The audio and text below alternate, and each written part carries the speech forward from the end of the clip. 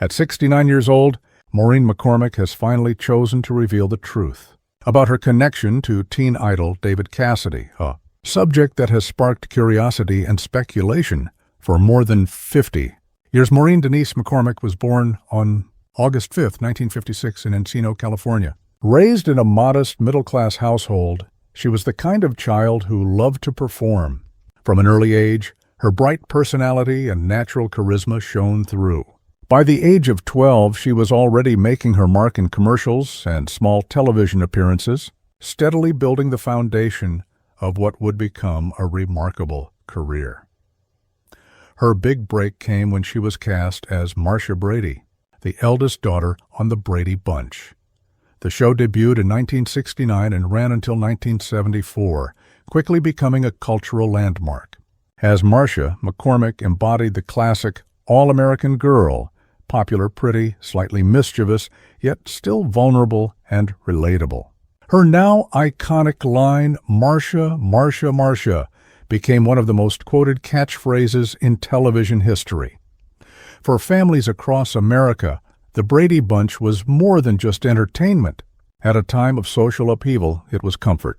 It represented togetherness, laughter, and innocence. For Maureen, the role launched her into instant stardom.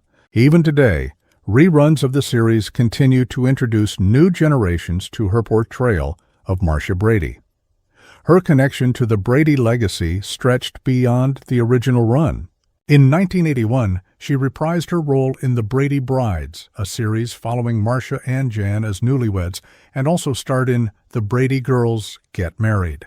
But by 1990, when The Bradys premiered, McCormick had just given birth to her daughter and wasn't able to participate.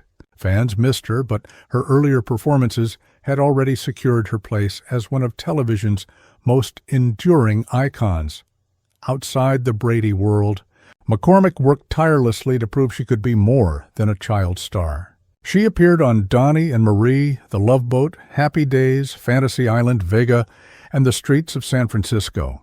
She stepped into film as well, appearing in A Vacation in Hell, 1979, Skate Town, USA, 1979, and The Idolmaker, 1980. In 1987, she pushed into edgier territory with Return to Horror High, showing she was unafraid to challenge herself as an actress. But success often comes with shadows. Like many young stars, McCormick faced intense struggles. In her 20s, she battled cocaine and Quaalude addiction. The lifestyle led to missed auditions, shaky performances, and a career that could have collapsed completely. Alongside substance abuse, she also fought depression and bulimia, each feeding into the other and threatening her well-being. The turning point came on March 16, 1985, when she married actor Michael Cummings. Unlike her earlier, stormier relationships, Cummings provided love, stability, and strength. Together, they welcomed their daughter, Natalie Michelle, in 1989, and motherhood gave Maureen a new sense of purpose. With therapy, rehabilitation, and the support of medication like Prozac, she began the long process of healing. And through it all, her Brady Bunch family remained close, offering her the same support and love that had once played out in fiction on screen. She later opened up about her battles in her memoir. Here's the story, Surviving Marcia Brady and Finding My True Voice. In those pages, she shared not only the bright moments of fame, but also the darkness that came afterward. Her honesty resonated deeply with fans who saw her not as a flawless star, but as a survivor who rebuilt her life with courage. In recent years, McCormick has found joy in reinventing herself.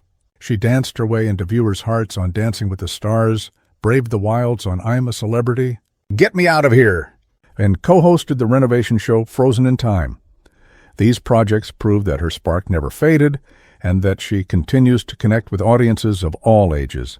But now, at 69, she has finally opened up about something that had remained a secret for decades, her relationship with David Cassidy. In the early 1970s, the Brady Bunch and the Partridge Family were the defining shows of teen pop culture. Cassidy, as Keith Partridge, was the ultimate teenage heartthrob. Maureen, as Marcia, was America's sweetheart.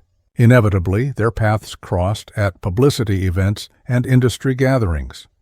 We were both living in a whirlwind of fame, she said. Everywhere we went, there were screaming fans, cameras, and expectations that we'd always be perfect. It was intoxicating, but it was also incredibly lonely. That loneliness drew them together.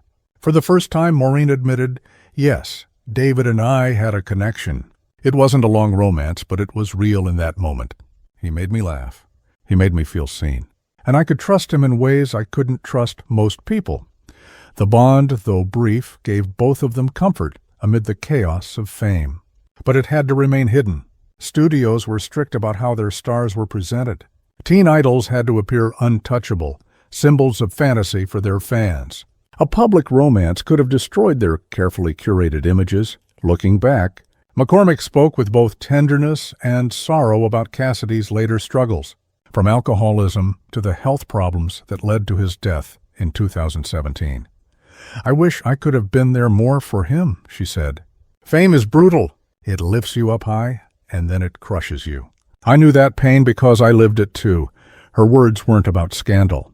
They were about truth and about honoring Cassidy not as a poster on a wall, but as a human being.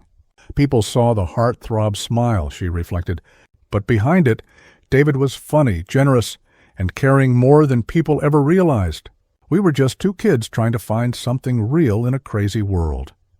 By speaking out, Maureen McCormick gave dignity to a story long buried in whispers and rumor. At 69, she doesn't need attention from tabloids. What she's offering instead is authenticity, a glimpse into a fleeting, tender connection between two young stars who found solace in each other's company. The truth is simple, she concluded. David Cassidy was special to me, and that's something I'll always cherish.